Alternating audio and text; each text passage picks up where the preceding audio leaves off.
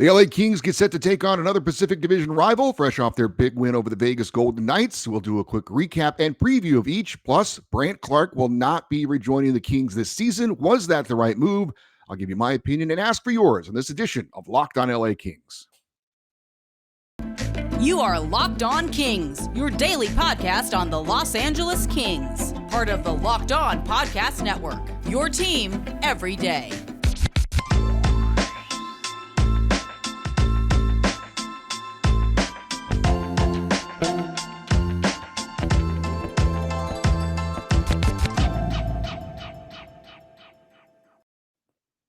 Hey, Kings fans, welcome to Locked on LA Kings, your team every day. Thanks for making Locked on LA Kings your first listen every day. We are free and available wherever you get your podcasts and on YouTube. Please like and subscribe if you're enjoying this content. We're at around 1,083 subscribers, looking to get to 1,100 by the end of the month and keep our streak of 100 new subscribers each month going. Thank you to all that have taken the time to subscribe, which, by the way, you only need to do once to get notifications on when new shows are released. But if you could, please like each episode, if in fact you would like it, and leave comments as well. Hopefully they're positive, but either way, it is one of the best ways for you to be heard on this show, and also just a great way to help the show to get out there with the algorithm and all those kinds of things. Likes, subscribes, and comments all help. So if you are inclined to do that, I would greatly appreciate it. I am Eddie Garcia. I am your host of Locked on LA Kings. I've worked in sports media for the past 30 years, 20 plus years at the Fox Sports Radio Network. I'm also co-host of the Puck Podcast, a weekly NHL review show that's been putting out content for the past 16 years, and a passionate LA Kings fan for the past 30 years. Hope you all had a great weekend. We have a lot to talk about, but we need to start with the Kings rolling over the Golden Knights in Vegas this past Saturday night. A big win for LA. If you saw the game, it didn't start out great for the Kings. Vegas had two grade A scoring opportunities very early on, but fortunately for the Kings, they failed to convert on either of them. They had a 2-on-0 after an Adrian Kempe turnover, and not long after that, William Karlsson rang a backhanded shot off the post. Vegas could have easily been up 2-0 on the Kings. However, after dodging those bullets, LA went on to dominate the rest of the way. Kevin Fiala recorded his first hat trick as a King and the second of his career, with a goal in each period, capped by an empty netter. The Kings' penalty kill had a strong game, going 3 for 3, killing off Vegas penalties and getting a shorthanded goal from defenseman Matt Roy. Victor Arvidsson scored as well, as the Kings get a 5-1 victory over the Vegas Golden Knights on the road. Kings are now the Kings moved to 2-1 against Vegas this season. But this win was more impressive in more ways than one than that 4-2 win the Kings had on home ice against the Golden Knights last week. First off, this was on the road. I have not heard the Fortress be that quiet in a long time. After those great initial chances for the Golden Knights, T-Mobile Arena did not have much to cheer about the rest of the way, which was great for the LA Kings. Vegas also was a lot healthier in this game than they were in that meeting a week ago at Crypto.com Arena. Standouts Jack Eichel, Jonathan Marchessault, and old friend, now foe, Alec Martinez were all back from injuries for that game. Great to see LA bounce back from that loss to Boston on Thursday and get right back on track with another very strong overall effort. Other than the game against the Flyers, 5 of the Kings' last 6 games have all been very solid all-around games as the Kings continue to play their best team hockey of the season. For All-Star Kevin Fiala, he gets the Kings' second hat trick of the season, joining Trevor Moore from November 16th against the Edmonton Oilers. Fiala leads the Kings with 42 points. His 13 goals are tied for third on the team, behind Gabe Vilardi and Adrian Kempe.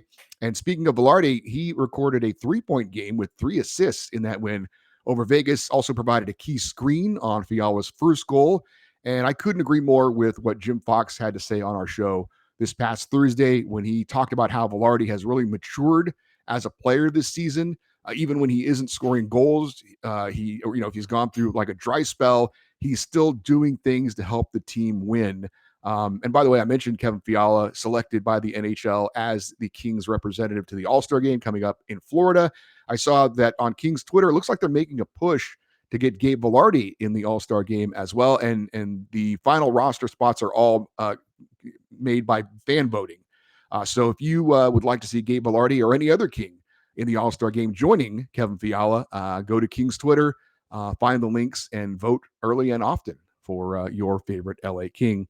So the Kings wrapped up that stretch of 3 straight games against 3 straight division opponents, going 2-1, wins over Dallas and Vegas. Against those 3 division leaders, LA killed off 6 of 7 power plays, and that was against the Stars' 5th-ranked power play, the Bruins' 4th-ranked power play, and the Golden Knights' 7th-ranked power play in the NHL. So not only getting it done, but getting it done against some of the best power play units in the NHL. That challenge will continue tonight. But before the game against Dallas, the Kings had allowed a power play goal. I think it was in 7 straight games, something like that. Maybe it was even more than that. But now they have allowed just 1 power play goal in their last 3 games. And as we mentioned, against 3 very, very good opponents. As for Phoenix Copley, continues to be solid, continues to provide just what the Kings need in net stability. He improved to 10-2 as a King with that win over Vegas. And since that game against Buffalo, where he allowed these 6 goals in the third period, Phoenix Copley has gone 8-2-1 with wins over Boston, Colorado, Dallas, and now twice over Vegas. So the Phoenix Copley has continued to do exactly what the Kings have asked him to do, give them a chance to win every game. The penalty kill is improving. I think the all-around defense continues to solidify, and the Kings have had plenty of offense. That has not been an issue with the Kings this year. Great balanced offense for a number of different players in the game against Vegas. Kevin Fiala came out to be the star. Maybe coming up tonight against Edmonton, it'll be somebody else, but a different hero every night, and it's been great to see the Kings have such great depth offensively and guys that are producing. It's hard for a team to go in a slump scoring-wise when you've got a lot of different guys stepping up and doing the job. So great win for the Kings over the Vegas Golden Knights, and also gets them closer to Vegas in the Pacific Division standings. And let's check those Pacific Division standings as they are here on this Monday. And the Vegas Golden Knights are still the top team in the Pacific, as they have been for most of the year. Overall, a record of 27-13-2 for 56 points. They have the most points in the Western Conference. They have the 3rd most points in the NHL. The LA Kings continue to be in 2nd place, 23-14-6 the record for 52 points. So they move 4 points back of Vegas in the battle for first in the Pacific with that win over the Golden Knights. Seattle continues to hang around there in 3rd place. Their record is 22-12-4 for 48 points. They did move up from a week ago when we checked the standings from 4th to 3rd. And remember, they do have 5 games in hand on the LA Kings. So great chances for the Kraken to gain ground on the Kings as it stands right now. 4th place is the Calgary Flames, 19-14-8. They've got 46 points. They do drop down 1 spot from a week ago as far as checking the standings. They've got 2 games in hand on the Kings. The Edmonton Oilers, tonight's opponent for the Kings, 21-17-3 for 45 points. Also 2 games in hand on the Kings. We'll talk more about the Oilers coming up in a minute. In 6th place, Vancouver, 17-19-3, 37 points. 7th place, San Jose, 12-21-8, 32 points. And in 8th place, those Ducks of Anaheim, 12-25-4, 28 points. Only Chicago and Columbus have fewer points than the Ducks in the entire NHL. And that's very, very sad news, unless it's not. If the playoffs started today, the Kings would host the Kraken in the first round of the playoffs, and Calgary and Edmonton would be the 2 wildcard teams from the Western Conference. That means that 5 of the 8 playoff teams in the West would be from the Pacific Division as it stands right now. Of course, the playoffs don't start today, which would be very unfair to Seattle because, again, they've played 5 fewer games than the LA Kings, but just a check of what the playoff picture looks at the moment, about halfway through the season for most NHL teams. Certainly the Kings have already hit the halfway mark. So coming up this week for the LA Kings, they will host the Edmonton Oilers tonight. They will be at home against the San Jose Sharks on Wednesday, and then at home against the New Jersey Devils on Saturday. So that's the week coming up for the LA Kings. We'll get more into tonight's Oilers game, and we'll do that in just a moment. But first, I want to remind you that today's episode of Locked on LA Kings is brought to you by Athletic Greens. With 1 delicious scoop of AG1, you are absorbing 75 high-quality vitamins, minerals, whole food sourced superfoods, probiotics, and adaptogens to help start your day right. This special blend of ingredients supports your gut health, your nervous system, your immune system, your energy, recovery, focus, and aging. AG1 contains less than 1 gram of sugar, and it costs you less than $3 a day. It is just 1 scoop in a cup of water, and that's it. No need for a million different pills and supplements to look out for your health. And To make things easy, Athletic Greens is going to give you a free 1-year supply of immune supporting vitamin D and 5 free travel packs with your first purchase. All you have to do is visit athleticgreens.com/NHL network. That's athleticgreens.com/NHL network to take ownership over your health and pick up the ultimate daily nutritional insurance. So tonight it is another Pacific Division game, which are always big games, especially against teams that are looking to gain ground on us. And yes, I said us in the playoff positioning, and that will be the case tonight. This is the second of 4 meetings between the LA Kings and the Edmonton Oilers. LA won the first meeting up in Edmonton back on November 16th. That was the aforementioned Trevor Moore hat trick game. Cal Peterson was in net for the Kings in that one. We'll see Phoenix Copley in net tonight. At least that's the expectation. So the Oilers will be getting their first look at the Kings' new netminder. Of course, the Oilers eliminated the Kings in 7 games in the first round of the playoffs last season. But Edmonton has continued to struggle this season, despite the odds-on favorite to be MVP of the league. And that, of course, is superstar Connor McDavid, who is putting up stupid numbers through 41 games. McDavid has 76 points, 33 goals, and 43 assists. He's on pace for 152 points. He's on pace for 66 goals. He is unbelievable. But fortunately for everyone else in the Pacific Division, it's not a one-man sport.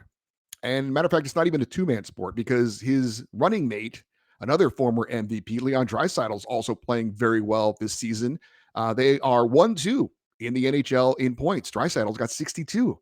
But the Oilers have been hurt by injury. Evander Kane has been out for quite some time, not going to play tonight. And they've had some substandard goaltending. We can relate up to that a little bit as Kings fans. But they signed former King Jack Campbell in the offseason to what they thought would solidify their situation in net. And that has not been the case. Edmonton comes into tonight's game having lost 3 of 4, including their last game, which was a 3-2 overtime defeat at the hands of the defending Stanley Cup champion, Colorado Avalanche. Now, the Oilers do have the number 1 power play in the NHL. They're operating at 32.2%. So another big challenge for the Kings, improving penalty kill, and hopefully LA can continue to play their solid all-around game defensively while also staying out of the penalty box. That will be a key tonight. The Oilers' power play is lethal for them. As for the Oilers in net, they have been switching back and forth lately between Jack Campbell and Stuart Skinner. If they continue on the pattern that they have been on of late, then it would be Jack Campbell in net. But I'm going to say that's probably not going to be the case because Stuart Skinner has been a little bit better than Campbell, and this is a big game for the Oilers. So I would expect to see Stuart Skinner in net for the Edmonton Oilers, but we shall see. As for the Oilers looking to gain ground, obviously on the second place Kings, so a big game for them and a big game for the Kings as well, as we look to keep the great play of late going. And these division games are always big, and again, against the team that eliminated the Kings in the playoffs last year. So there's always that aspect of it as well. Face off at crypto.com arena set for 7:30 tonight. It will be televised locally on Bally Sports West, and you can hear all the action on the Kings iHeart Audio Network as well. Up next, we are going to talk about Brandt Clarke not rejoining the Kings after winning gold at the World Junior Championships. But first, I need to remind you that today's episode is also brought to you by our friends over at BetOnline.net. BetOnline.net is your number 1 source for sports betting info, stats, news, and analysis to get the latest odds and trends for every professional and amateur league out there, from hockey to the upcoming NFL playoffs, even tonight's college football championship game, pro and college basketball, and even esports. They've got it all at betonline.net. And if you love sports podcasts, you can find those at BetOnline as well. It is the fastest and easiest way to get your betting fix. Head to betonline.net today or use your mobile device to learn more. That is BetOnline, where the game starts. So if you missed it over the weekend, big news for the LA Kings. They decided to send talented young defenseman Brandt Clarke back to his junior team for the rest of the season. He will not rejoin the LA Kings after winning gold with Team Canada at the World Junior Championships. If you missed it, Canada won a thriller over Czechia, or the Czech Republic for some of you old school folks. 3-2 in overtime. Clarke did lead all Canadian defensemen in goals with 2 and points with 7. That was in 7 games. And it was finally time for the Kings to make a decision on what to do with Brandt Clarke. But credit the Kings. because they did all they could to give Clarke a as big a taste of the NHL and professional hockey as they possibly could. He played the maximum number of games that he could at the NHL level, 9, before the Kings had to make a decision. But of course, they then found that loophole where they could send him to the AHL on a conditioning assignment for about a week. So he got some time there as well. And because of his age, though, as you probably know, the Kings ultimately had to decide to send him back to his OHL team or keep him with the LA Kings all season. Of course, there was the stint in the World Junior Championship. And now it was finally time to make a decision, and the Kings made that decision. They are sending him back to his OHL team, the Barrie Colts in the Ontario Hockey League. Now, not too long ago, if you recall, I had an opinion on Brandt Clarke regarding whether he should stay up or not. And my opinion was he should stay with the Kings because I thought he could help them in a place they needed help. But things have changed. Not that long ago, again, the Kings were not playing well defensively as a team, but they are now. Now, could Brandt Clarke come in and make them a little bit better? Yeah, possibly. Could he come up here and provide some needed depth in case there's injuries? Sure. But you have to, weigh the good and the bad. And I think the way the Kings are playing right now defensively, I think Brandt Clarke is probably not going to come up and help that much. And I'm not sure if I don't imagine at all that they would just throw him into the lineup as a starter. They'd probably ease him in. And, look, the Kings do happen to have injuries on the blue line later in the season, which they haven't really had to speak of at all this year, as opposed to last year. There is depth there already. They've got Jordan Spence. They've got Tobias Bjornfoot. They've got Jacob Moverari. All those guys could come up and capably fill in for any injuries for the Kings on the blue line. So I don't think Brandt Clarke is needed right now. And also a huge factor is, do you want to burn the first year of his entry-level contract? He has a 3-year entry-level contract. Do you want to burn the first year of that for half a season? And he's probably not going to play every game the rest of the way. Now, there could be some playoff games, we all hope, but I think the answer is no. I think it's the smart move by the Kings. I know that a lot of fans are disappointed, and I get that. Brandt Clarke is like, your parents giving you a toy for Christmas, letting you play with it for a week, and then saying, we're going to take it away and put it away, and you can play with it again next year, and then you can have it as much as you want. I think he's going to be a special player. I really do. But I just think it's, like I said, the way the Kings are playing defensively now, which is very good, the way the Kings do have depth on the blue line in case there are injuries, and, again, burning that first year of his contract for half a season, I just don't think that would be a smart move. And I think Rob Blake has made the right decision. As much as I would love to see Brandt Clarke in there, I just think it is the smart move. And so going forward, what does this mean? It means the Kings will control Brandt Clarke for 3 more years after this season. And he will be able to next year join the Kings after getting a great taste of what professional hockey is all about. He had a strong training camp. He had a good preseason. He had a solid 9 games with the Kings. He had a nice stint in the AHL, and now he got to play in the World Juniors for the first time. So it's not like Brandt Clarke hasn't gotten a lot of high quality hockey. The best hockey he's seen as far as competition this past year. So he's definitely going to be more prepared for the NHL going forward because of what he did this season with the Kings. And that includes, by the way, a lot of practices with the LA Kings, working with a professional staff, working with professional coaches, reviewing film, doing things like that, and understanding what it takes to be a pro. He got a great taste of it, got to know his teammates a little bit. But in the end, like I said, I think the way the Kings are playing defense now, the depth they have, and not wanting to burn a year of that contract, I think it is the right move to send Brandt Clarke back to juniors. And we'll just have to wait a little bit longer to see Brandt Clarke full-time as a member of the LA Kings. But that's my opinion. I do want to know what you think. And we are going to have a feedback show coming up on Friday. More about that coming up. But if you want to leave comments about the Brandt Clarke situation for this show on the YouTube channel, you're more than welcome to do that, and we'll try and read some of them coming up a little bit later on in the week. Real quick, I do want to give you guys an update on what's been going on recently with the Kings AHL affiliate, the Ontario Reign. They did pick up a 3-2 shootout win over the Coachella Valley Firebirds on Sunday. Martin Chromiak scored his first goal in the AHL as a member of the Ontario Reign, so that's exciting.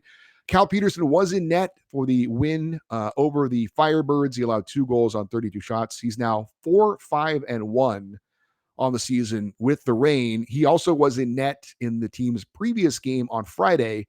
That was a 4-2 loss to the San Jose Barracuda. Peterson allowed 3 goals on 32 shots in that one. I would say for the immediate future, the goaltending situation in LA will not be changing anytime soon, barring something very unforeseen, an injury or something like that. As it stands right now, it looks like Cal still needs some more work in the AHL.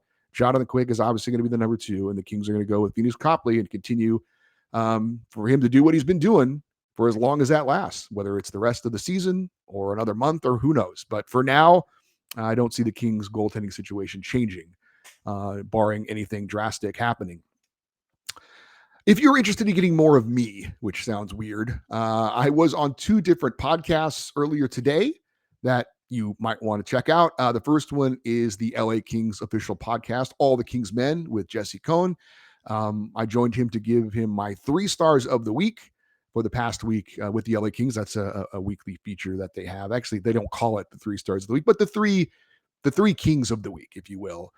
So I thank Jesse very much for allowing me to join him on their show this week. And we will have Jesse on a future Locked on LA Kings show coming up as well. I was also on Locked on NHL, which is a show that is hosted by a guy named Gil Martin. And I got to talk all about the LA Kings, one of his guests this week. So I thank Gil as well for having me on the show. Both those podcasts are available wherever you get your podcasts. Also, the Locked on NHL show is on YouTube as well.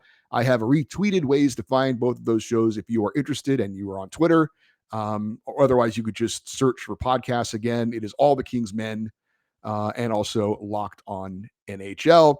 Speaking of Twitter, that's one of the ways that you can get interactive with me and this show. You can follow this show on Twitter at Locked on LA Kings. And if you want to, you could follow my personal Twitter account as well, which is at Eddie on Fox, EDDIE. That does include some King stuff, but it's more overall sports stuff and it involves the shows that I work on the Fox Sports Radio Network. But if you want, that's there as well as an option. You can also follow us on Instagram at Locked on LA Kings. Coming up on the show this week, obviously tomorrow, we are going to recap the game against the Oilers. We're also going to see if we can get Jared Shaffron on sometime this week from the Ontario Reign to get an in-depth report on what's going on with Cal Peterson and some of the key prospects in Ontario now that they're through about half of their season. And this Friday will be a Feedback Friday. Anything you want to talk about involving the LA Kings, including did they make the right decision on sending Brandt Clarke back to juniors? I definitely want to know your opinion on that or anything else going on with the LA Kings. You can have your choice, your voice be heard by everybody that watches and listens to this show. And the email address where you can send those emails to is lockedoneddie@gmail.com, EDDIE, lockedoneddie@gmail.com. Thank you for making Locked on LA Kings your first listen. Now make your second listen Locked on NHL Prospects, your daily podcast covering the next generation of hockey superstars leading up to the NHL draft, plus NHL draft rankings and top prospect comparisons for every team. That is Locked on NHL Prospects, available on YouTube and wherever you get your podcast. Looking forward to a big game against the Edmonton Oilers tonight and talking about it on tomorrow's show. I am Eddie Garcia. Thank you so much for listening and watching Locked on LA Kings. Have a great day. And as always, go Kings go.